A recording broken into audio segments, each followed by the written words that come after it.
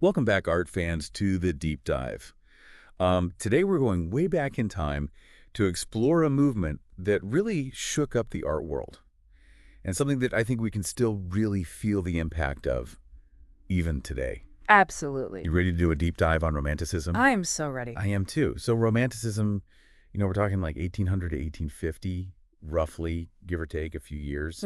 Um, kind of all across Western Europe and even into the United States. Yeah, it's spread. So what do you think was the big driving force behind this? Why did artists suddenly decide that, emotion and imagination were more important than all that Enlightenment stuff with the logic and the reason? Yeah, well, I think a lot of it had to do with kind of this backlash to the Enlightenment, the emphasis on just logic and reason. After the French Revolution, there was this kind of sense of disillusionment, I think, with what pure reason could really deliver. It's almost like a pendulum swing, right? From one extreme to the other. Exactly, and people were just yearning for something more. Yeah. Something that spoke to, more like the depths of human experience. On human. So less about the head, more about the heart. Exactly. Okay, I can get on board with that. So Romanticism kind of embraced all of that individuality and subjectivity and like the power of imagination. Yes. It's almost like breaking free from, the strict rules of the academies and really, expressing yourself. Yeah, just being more free. Okay, so let's talk about this rise of emotion in romantic art. Why was feeling suddenly so important? What happened? Well, as I mentioned, I think the French Revolution played a big part in this. The aftermath left a lot of people feeling really kind of lost and disillusioned. Yeah, I can see that. Yeah, and they wanted something, that was more profound than just cold, hard facts. Right, they needed to process. Exactly. And this yearning for a deeper emotional connection really gave rise to those early German Romantic writers and the Sturm und Drang movement. Sturm und Drang, that sounds intense. It does sound intense. It translates to storm and stress. Oh. And they were exploring, the full spectrum of human emotions, love, despair, longing, rage. They were really getting into like the nitty-gritty of the human psyche. So like the emo poets of the 18th century. You could say that, yeah. But, they were really influential. They had a big impact. Think about Goethe's The Sorrows of Young Werther. Oh, yeah. That novel sparked what they called Werther fever. Werther fever. Yeah, all across Europe. It was this like huge cultural phenomenon. What was so captivating about Werther? What was it about that story that got people so hooked?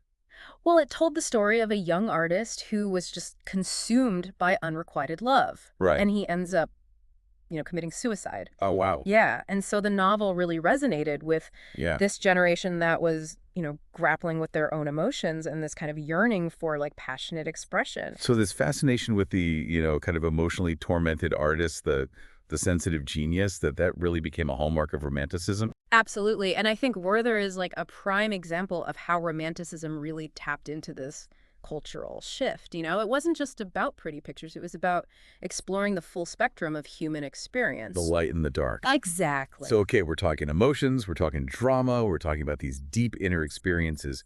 How did romantic artists actually express all of this visually in their art? Well, one of the big themes that emerges is this fascination with nature. Okay. But not just nature as like a pretty backdrop. It was a source of awe, terror, beauty, spiritual insight. It was like a mirror reflecting the inner turmoil and the grandeur of human emotion. I can already picture like those traumatic landscapes and those stormy seas. Exactly. Yeah. So to give you some specific examples, let's start with like two really prominent figures in British Romantic landscape painting. Okay. And that would be J.M.W. Turner Okay. and John Constable. Okay, so two British artists. Two British artists. Working around the same time, but different. Yeah, so Turner's known for these almost abstract depictions of nature's raw power. And so take his painting, Hannibal Crossing the Alps, for instance. That's the one where the figures are almost like swallowed up by this massive snowstorm. Exactly. Yeah, the sheer scale of nature just dwarfs the human figures. Right, makes you feel so small. Yeah, so insignificant and just awestruck at the same time. It's that sublime, right? Exactly, the sublime. Yeah. Okay, so Turner is all about this power, this grandeur of nature. How does Constable differ? So Constable often depicts a much more serene and harmonious relationship between humans and nature. So his works like Salisbury Cathedral from the Bishop's Grounds often show this, kind of peaceful connection to the English countryside. So much more calm, much more Makes it peaceful. personal too, Right. reflecting his own kind of intimate connection with the landscape. So it's interesting how they're both drawn to nature, but they're exploring it in such different ways. Mm-hmm. One's going for the overwhelming power, and the other one's finding the solace and the beauty. Exactly. And both of them were really pioneers in their own right. They were some of the first to really start painting outdoors on plein air Oh, to wow. capture that immediacy and like the true essence of nature. So that's a big departure from the traditional studio practices. Oh, absolutely. Yeah. And it speaks to that spirit of rebellion and innovation that's at the heart of Romanticism. Love it. All right, so we're talking about challenging norms. We're talking about rebellion. You cannot talk about Romanticism without talking about the Raft of the Medusa, Oh, absolutely. Jericho's masterpiece. I remember studying this one back in art history class. Oh, yeah. What was it about this painting that made people so uncomfortable? Well, I mean, first of all, the realism was just shocking. He meticulously researched the actual event, interviewed survivors, studied corpses to really depict the suffering and the aftermath of this horrific shipwreck. It's intense. Yeah, it's pretty intense. And it wasn't just the subject matter. The composition itself was really unconventional. There's no clear hero. There's no singular focal point. Yeah. It's really about this collective suffering and this desperate struggle for survival. So it's challenging the way that you even compose a painting. Exactly. And I think most importantly, the Raft of the Medusa was seen as a critique of the government. Oh, really? Yeah, because their incompetence was what led to the tragedy in the first place. So this is a political statement. It is, absolutely. Yeah. He was using art to kind of challenge the establishment and to expose injustice. Wow. And to make people confront these uncomfortable realities. That's powerful. Okay, Yeah. so Jericho's pushing boundaries. Were there other artists who were kind of following in his footsteps and, really pushing those boundaries as well? Absolutely. I mean, look at Delacroix's Death of Sardanapalus. Oh, yes. Exhibited just a few years later, that sparked outrage too because of its depiction of violence and sensuality. It is a chaotic painting. There's so much going on. Yeah, it's a lot. It depicts the Assyrian king Sardanapalus ordering the death of his concubines and just like the destruction of all his possessions as his enemies are closing in. So very different from the calm and balanced compositions of the neoclassical period. Oh, yeah. Completely different energy. It's just this chaotic and overwhelming scene. Right. A far cry from what the neoclassicists were doing. So Romanticism is not just about embracing emotions, but also about using that emotional power to really challenge the establishment. Yes, to make bold statements. Yeah, absolutely. Okay, so we've got these dramatic landscapes. We've got scenes of human struggle and survival, and we've got this fierce defiance of artistic conventions. Mm-hmm. But were Romantic artists only inspired by these grand themes and dramatic events, or did they find inspiration in other places too? Well, they were definitely drawn to what they called at the time the Orient. The Orient, you mean like East Asia? Not quite. Yeah. So in 19th century Europe, the Orient referred more to this broader region that encompassed the Middle East and North Africa. So think vibrant colors, bustling marketplaces, these kind of romanticized scenes of desert life. So it's almost like a form of escapism. Yeah, this yearning for something beyond the familiar landscapes of Europe. Yeah, exactly.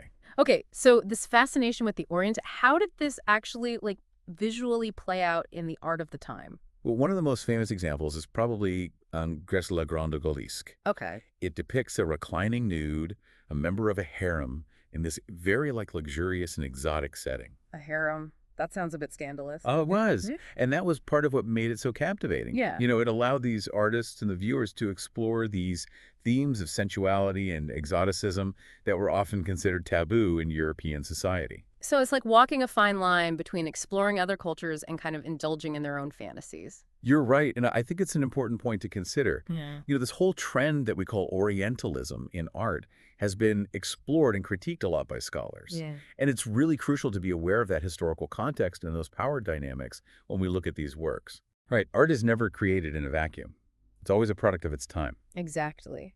And as viewers, we bring our own perspectives to these works. So it's like this continuous dialogue between the past and the present. I love that.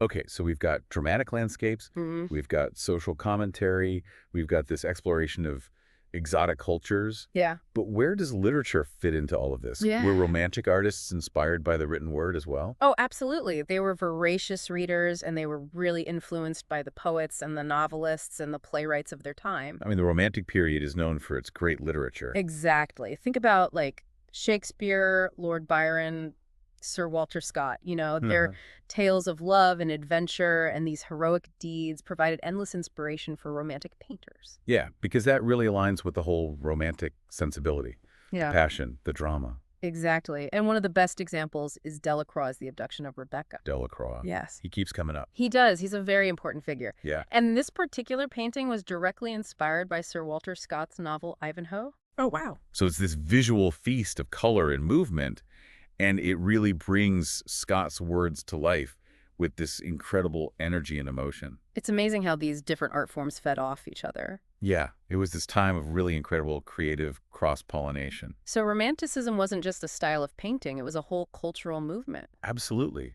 Yeah. It touched on literature, music, philosophy. It was a way of seeing the world, Yeah. a way of feeling. A mindset. Exactly. A way of celebrating the power of the human spirit and all its complexities. I love that. Okay, so we've covered a lot of ground. We've talked about the rise of emotion, the power of nature, the allure of the exotic, and even the influence of literature. And it's clear that Romanticism is this really multifaceted movement. But before we wrap things up, I'm curious, did it just fade away, or did its ideas kind of continue to resonate? Do we still see Romanticism today? That's a great question, and one that art historians are still grappling with. Yeah. You know, while the movement itself kind of peaked in the mid-19th century, its ideas have had a lasting impact. In what way? Well, for starters, it inspired specific artistic movements. So, for example, the pre-Raphaelites in late 19th century Britain, Okay. they were really influenced by Romanticism. It's direct descendants. Yeah, you could say that. And then you have symbolism, which emerged a little bit later in the 19th century, and they drew upon a lot of those romantic ideas as well. So not just specific movements, but were there individual artists who were also inspired by Romanticism? Oh, absolutely. Yeah. I mean, think about Van Gogh Yeah, and his like really intense, emotionally charged landscapes, right. or Munch's The Scream, Yeah, cool which is one. just this really powerful expression of existential angst. Definitely romantic themes. Yeah, and so, these artists, while they were working in different styles and different contexts, they were definitely influenced by that kind of emotional intensity and the focus on individual experience that really characterized Romanticism. Like a chain of inspiration. Exactly. Taking these artists across generations. Yeah. And even beyond specific movements or artists, the core values of Romanticism, individuality, imagination, emotional expression, these continue to shape how we view art and artists today. It's incredible to think that a movement that emerged over 200 years ago can still feel so relevant. I know, it's pretty amazing. It is. So Romanticism is reminding us to connect with our feelings, our intuition, Yeah. our sense of wonder. Absolutely. Okay, so I think we've covered a lot of ground in our deep dive into Romanticism. We have. From the rise of feeling to the power of nature, all those amazing regional twists and turns. Yeah, It's been an incredible journey. it has. Thank you so much for guiding us through this fascinating world. My pleasure. It's always fun to talk about. But for now, I think we're going to wrap things up. Okay. But I want to leave our listeners with one final thought. Okay. So, if Romanticism was all about breaking free from the constraints of the Enlightenment, Mm-hmm.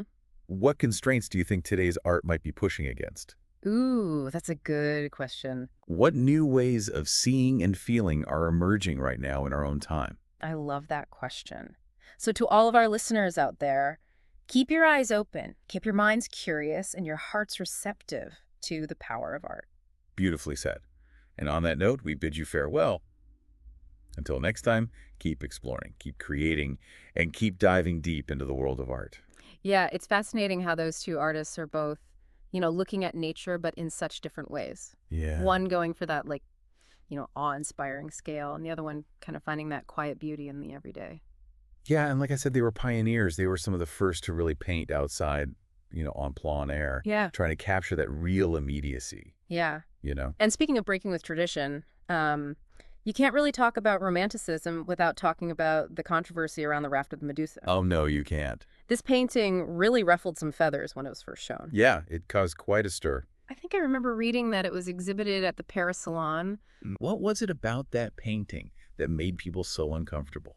I think a lot of it had to do with just the sheer realism of it. All right. Jericho, did all this research, he talked to survivors, he studied corpses to really get like the anatomy right Oh, wow. and really depict the suffering Yeah. that happened after this shipwreck. So it's a very graphic and intense painting. Yeah. Yeah. And it wasn't just the subject matter that was kind of disturbing, it was also the way he composed the painting. Okay. There's no clear hero, there's no real focal point. It's really more about like this collective suffering and the struggle for survival. So it's challenging the way the paintings were even supposed to be made at that point. Absolutely. And I think even more importantly, the Raft of the Medusa was seen as kind of a critique of the government at the time. Really? Yeah, because it was their incompetence that led to this tragedy. So it's a political statement as much as it is an artistic statement. Exactly. And Jericho was very much, using his art to challenge the establishment and to try to, expose injustice and make people think about these things that they might not want to think about. Powerful stuff. Okay, so Jericho is pushing boundaries, Yeah. but he's not the only one. Yeah, he was not. A few years later, we have Delacroix exhibiting his Death of Sardanapalus, Yeah. which also caused an uproar. Yeah. I mean, that one's a pretty chaotic painting. It's a lot. It's pretty wild. It Yeah. depicts the Assyrian king Sardanapalus basically ordering all of his concubines to be killed and all of his possessions destroyed as his enemies are closing in on him. So it's a pretty dark scene. Yeah, and a very, sensual scene, too. Yeah, and it's definitely got a different energy than like those calm balance paintings from the neoclassical period. Totally different energy. Yeah. It's much more dynamic, much more emotional. Okay, so it sounds like romanticism isn't just about feeling your feelings, but it's also about using those feelings to Yeah. kind of, challenge the way things Yeah, are. absolutely. It's about speaking truth to power, Yeah. pushing boundaries. Yeah. So we've talked about these dramatic landscapes. We've talked about, scenes of struggle and survival and this kind of defiance of norms. But I'm curious, did romantic artists find inspiration in other places too? They did. Where else were they looking for ideas? Well, they were very much drawn to what they called back then the Orient. The Orient. You mean like East Asia? Not quite. So when they said Orient in 19th century Europe, they were talking more about a region that included the Middle East and North Africa. Ah, okay. So think lots of vibrant colors, bustling marketplaces, Mhm. romanticized scenes of desert life. Yeah, so almost like a form of escapism. Yeah, a yearning for something beyond what they knew.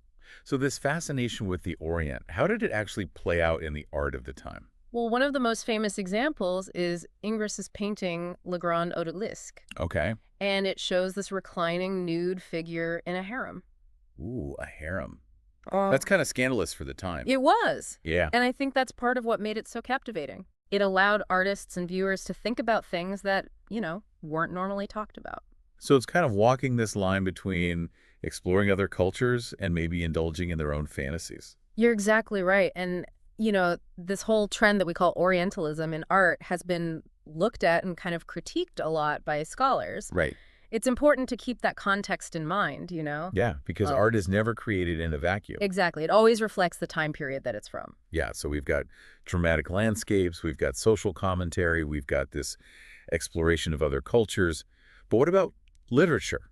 Oh, literature played a huge role. Did romantic artists draw inspiration from books and poems and plays? Oh, absolutely. They were huge readers and they were very influenced by the writers of their time. I mean, it was a golden age for literature. It was, think about Shakespeare, Oh, yeah. Lord Byron, Sir Walter Scott, all these tales of adventure and love and heroic deeds, and they really provided endless inspiration for painters. Because that really fits in with the whole romantic sensibility. Exactly. Yeah. And one of the best examples is Delacroix's painting The Abduction of Rebecca. Delacroix again. I know he keeps coming up. He's everywhere. He's a big deal. Yeah.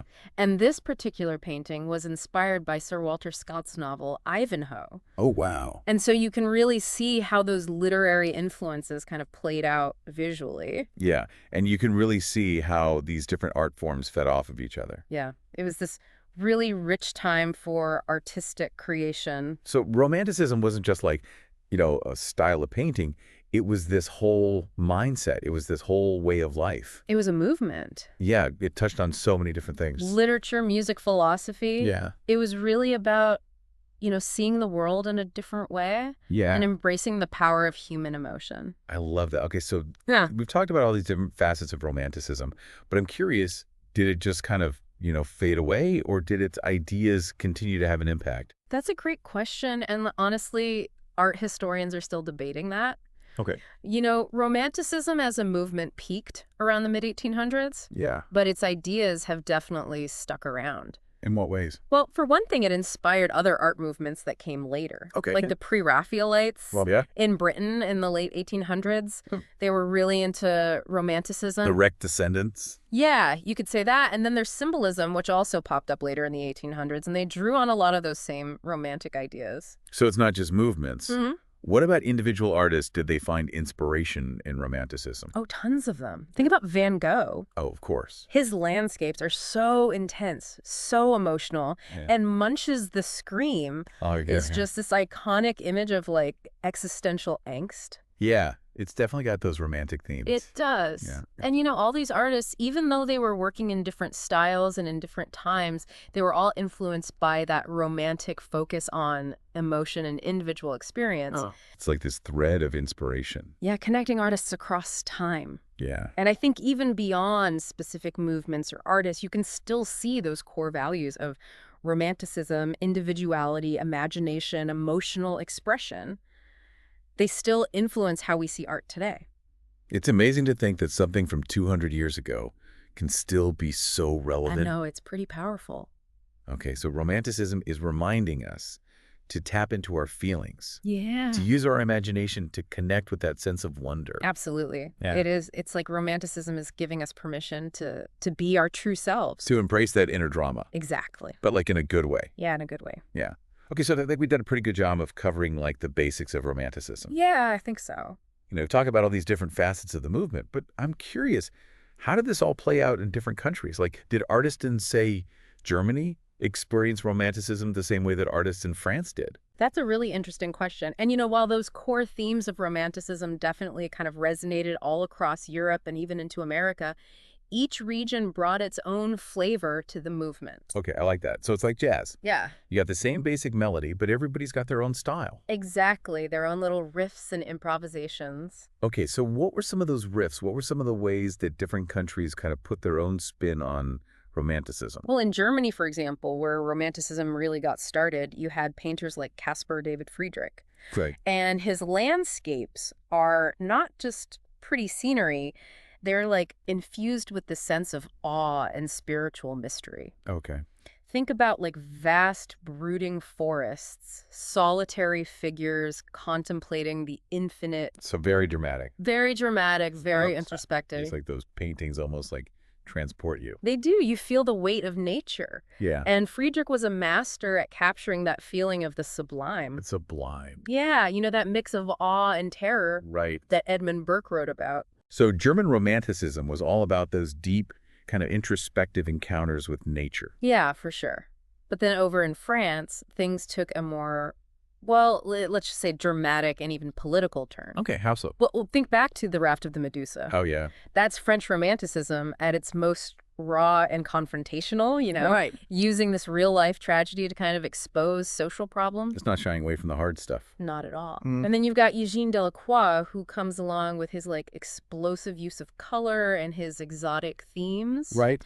And a lot of his work was inspired by current events. Yeah. So think about Liberty Leading the People. It's like he captured the energy of revolution on canvas. Wow. So French Romanticism is romantic, but it's got this sharper edge to it. And then if you hop across the channel over to England.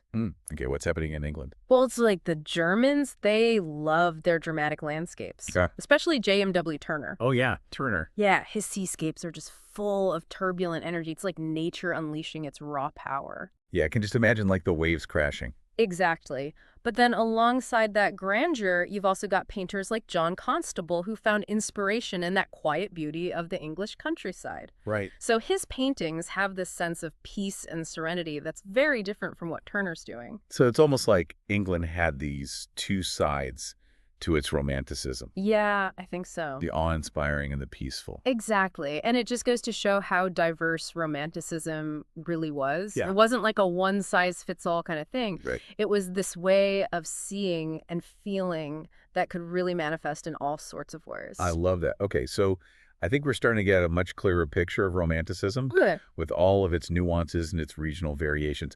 But before we wrap things up completely, I want to go back to something you said earlier about how this movement really changed the way that we view art and artists even today. Can you elaborate on that a little bit? Sure. So one of the biggest things that Romanticism did was that it elevated the artist to the status of like an individual genius. Before Romanticism, artists were seen as more like skilled craftsmen. They followed the rules, they served their patrons. Right. But the Romantics were all about breaking free from those constraints, expressing their own unique vision, following their inspiration. So Romanticism gave artists permission to be themselves. Absolutely. To be creative rebels. And that idea of the artist as this visionary, Mm. this person driven by passion and intuition, that's something that we still really value today. We do. It's like that whole idea of the tortured artist, Right. the rebel. Yeah. It all goes back to that romantic spirit. It's amazing to think that something from over 200 years ago can still have such a powerful impact on how we think about creativity. Yeah, it's pretty amazing. Okay, well, I think we've covered a lot of ground in our deep dive into Romanticism. I think so too. From the rise of feeling to the power of nature, all those amazing regional twists and turns. It's been a journey. It really has. Thank you so much for being our guide. Oh, it's been my pleasure. And to our listeners out there, thank you so much for joining us on this deep dive into Romanticism. Yeah, thanks for listening. We'll see you next time.